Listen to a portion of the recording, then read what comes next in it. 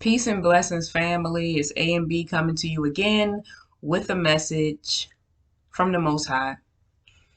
I never write anything down. I go straight from spirit and I let God speak through me.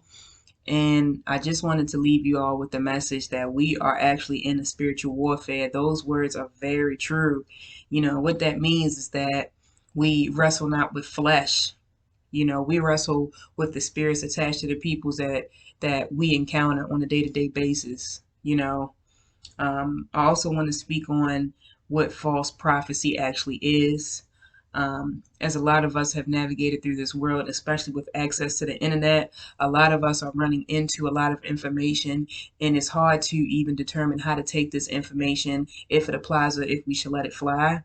And just to give you all just a little bit of guidance as to information itself, it's something that is to be processed through the course of time.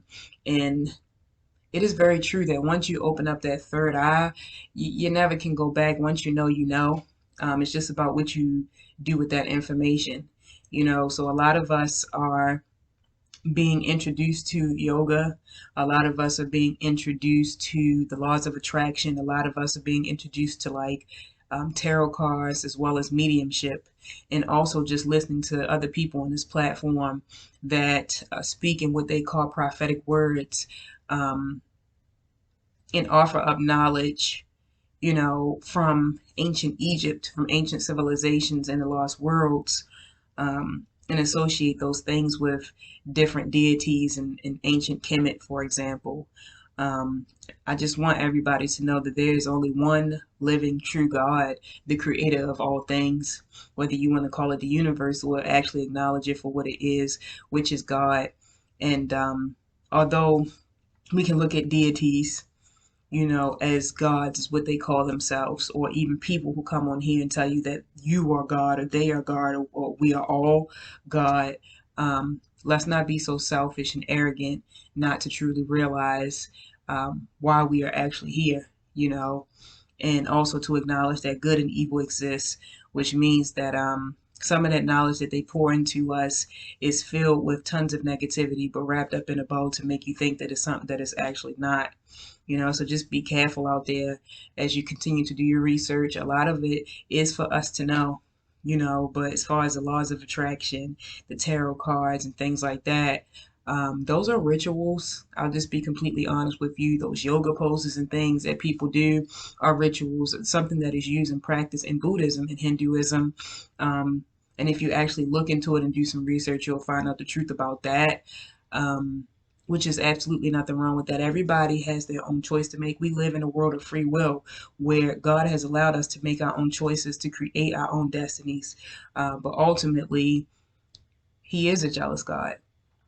It's just like coming into somebody's house and you don't say hello. You eat up all the food, you live in there rent free, but you never acknowledge the person who provided everything for you, and then you give praises to the butchers who cut up the steak and the food that you're eating, or you pay homage to things that just don't really have anything to do with the actual creation itself.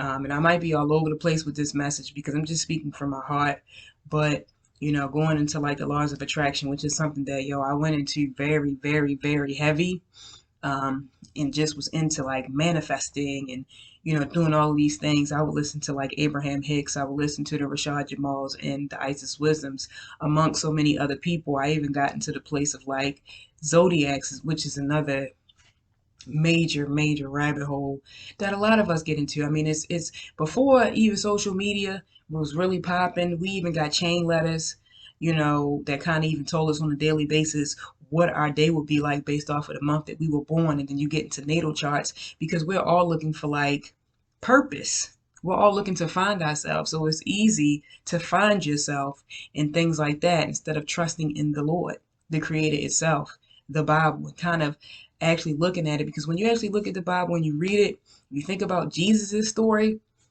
For most of us, the chosen ones, the people who are at least living a righteous life, it is the same exact story. It's hard for us to walk around and speak of the Most High, to speak in Jesus' name, to plead the blood of Jesus, because most people, they're going to throw it out. We're literally living in that time period where it's not cool. You feel me? It's much more cooler to be a manifester, to speak of the laws of attraction, to do yoga, to do tarot card readings, and kind of manipulate energy to get the things that you want.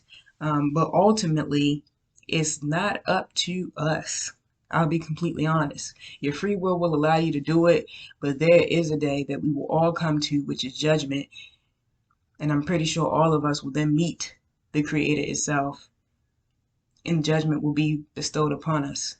You know, I don't think that, heaven or Sheol or hell um, is a place that, you know, people want to be at the end of the road and realize like, oh my God, this whole time, this is exactly what was going on this whole time.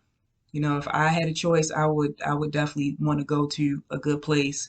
I wouldn't live my life trying to create this perspective of, okay, when I die, I'm going to be reincarnated, because I'm going to be honest, who wants to be reincarnated here again? This is a place of lessons. I'll be completely honest. So who wants to be here again? And if you do, that is a religious belief of Hinduism and Buddhism and maybe some others. Okay, so let's just keep in mind the things that we say. Let's practice what we preach.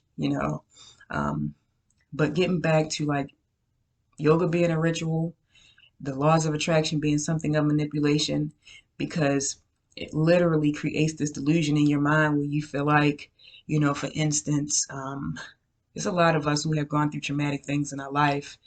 And if you believe and follow the laws of attraction, you then believe that, the baby that was born, that was abused, somehow attracted that. They attracted it through a past life or what have you. And it kind of takes away from the fact that evil itself does exist. It absolutely does.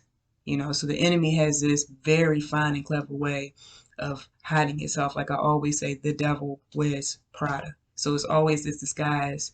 And it leaves a lot of people thinking and feeling like, well, if I just think these things and these things will come true. Just like I think every day, and I hope every day that the world is better. And I hope people, live better lives, and maybe that the violence will stop. But me just thinking that does not make it in, because we actually do live in this world, and this world is full of sin. Okay?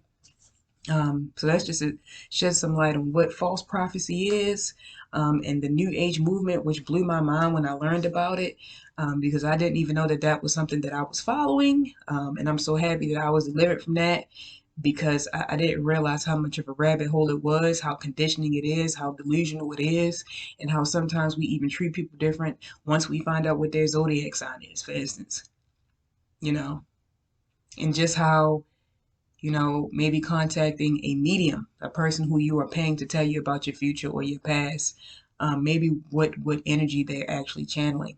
Be very wary, be careful. And please don't let anybody tell you about yourself.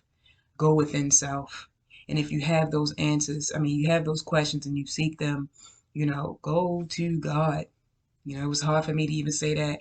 And if it's hard for you to even think those thoughts, if it's hard for you to even say the word Jesus, that is an indication, if it's on your heart, that lets you know that you are being attacked. It is a spiritual warfare. This whole goal here on this earth, just like in the Bible, is to take your soul, to take you away from the Most High, to send you straight to hell. You can also look up on YouTube people who have been to hell. I have had my own demonic experiences where I've seen that place is absolutely real. And as a child, very prophetic, I would have dreams of heaven. So I'm going to go ahead and believe in the visions and the dreams that I get as well.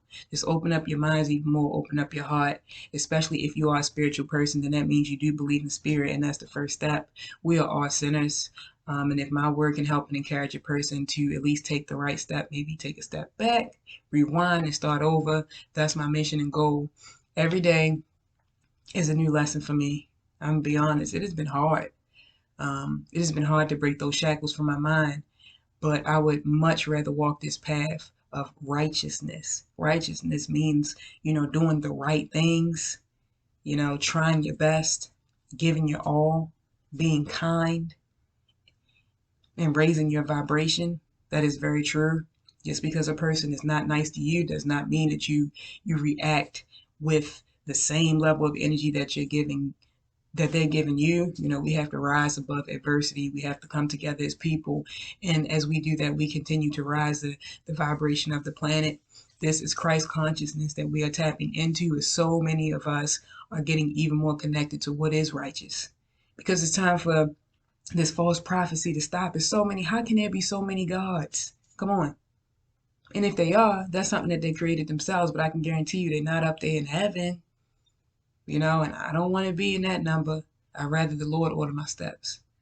So I'm going to rewatch this video and make sure that it at least made sense before I post it. Hopefully it did, because I know that somewhere in between these lines, there's a message for someone. And until we meet again, my friends, I hope everyone has a beautiful day or night. And I'll talk to you all again soon. Peace.